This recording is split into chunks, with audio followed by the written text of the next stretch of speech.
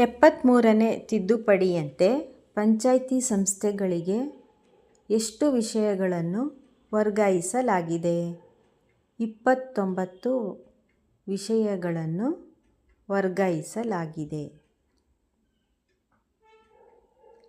ಪಂಚಾಯ್ತಿಗಳ ಆರ್ಥಿಕ ಸ್ಥಿತಿಗತಿಗಳ ಕುರಿತಾಗಿ ಪರಿಶೀಲಿಸಲು ಎಷ್ಟು ವರ್ಷಗಳಿಗೊಮ್ಮೆ ಹಣಕಾಸು ಆಯೋಗವನ್ನು ರಚಿಸಬೇಕು?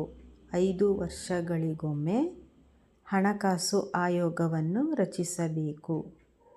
ಸಂವಿಧಾನದ 74ನೇ ತಿದ್ದುಪಡಿಗೆ ರಾಷ್ಟ್ರಪತಿಗಳ ಅಂಕಿತವನ್ನು ಯಾವಾಗ ಪಡೆಯಲಾಯಿತು?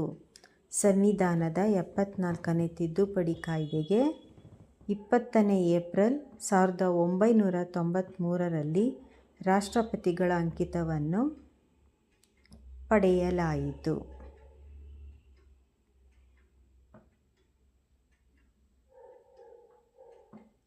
ಸಂವಿಧಾನದ 74ನೇ ತಿದ್ದುಪಡಿಯನ್ನು ಯಾವಾಗ ಜಾರಿಗೆ ತರಲಾಯಿತು? ಜೂನ್ 1, 1993ರಂದು ಜಾರಿಗೆ ತರಲಾಯಿತು. ಸಂವಿಧಾನದ 74ನೇ ತಿದ್ದುಪಡಿಯು ಯಾವ ವಿಷಯಕ್ಕೆ ಸಂಬಂಧಿಸಿದೆ?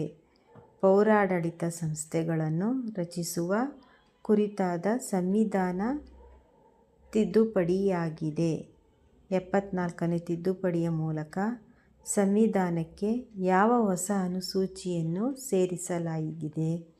ಪೌರ ಸಂಸ್ಥೆಗಳು ನಿರ್ವಹಿಸಬೇಕಾದ ಕಾರ್ಯಗಳ ಕುರಿತಾಗಿ ಅನುಸೂಚಿ 12ನ್ನು ಸಂವಿಧಾನಕ್ಕೆ ಹೊಸದಾಗಿ ಸೇರಿಸಲಾಗಿದೆ.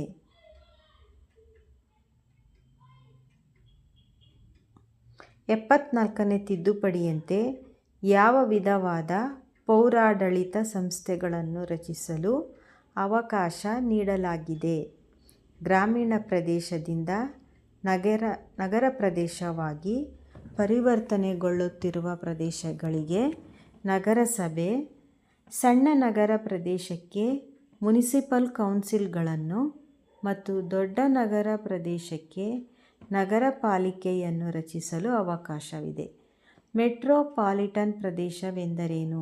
10 ಲಕ್ಷ ಅಥವಾ ಅದಕ್ಕಿಂತ ಹೆಚ್ಚಿನ ಜನಸಂಖ್ಯೆಯುಳ್ಳ ಒಂದು ಪ್ರದೇಶಕ್ಕೆ ಮೆಟ್ರೋಪಾಲಿಟನ್ ಪ್ರದೇಶ ಎನ್ನುತ್ತಾರೆ. ಭಾರತದಲ್ಲಿ ಸಮುದಾಯ ಅಭಿವೃದ್ಧಿ ಯೋಜನೆಯನ್ನು ಯಾವ ವರ್ಷ ಪ್ರಾರಂಭಿಸಲಾಯಿತು? 1952ರಲ್ಲಿ ಪ್ರಾರಂಭಿಸಲಾಯಿತು. ಬಲವಂತರಾಯ್ ಸಮಿತಿಯಲ್ಲಿ ಯಾರು ಸದಸ್ಯರಾಗಿದ್ದರು? ಈ ಸಮಿತಿಯಲ್ಲಿ ಶಂಕರ್ ದಯಾಳ್ ಶರ್ಮಾ, ಠಾಕೂರ್ ಫೂಲ್ ಸಿಂಗ್ ಮತ್ತು ಬಿ.ಬಿ. ರಾವ್ ರವರು ಸದಸ್ಯರಾಗಿದ್ದರು. ಈ ಸಮಿತಿಯನ್ನು ತನ್ನ ವಿವರವಾದ ವರದಿಯನ್ನು ನವೆಂಬರ್ 1957ರಲ್ಲಿ ಸಲ್ಲಿಸಿತು.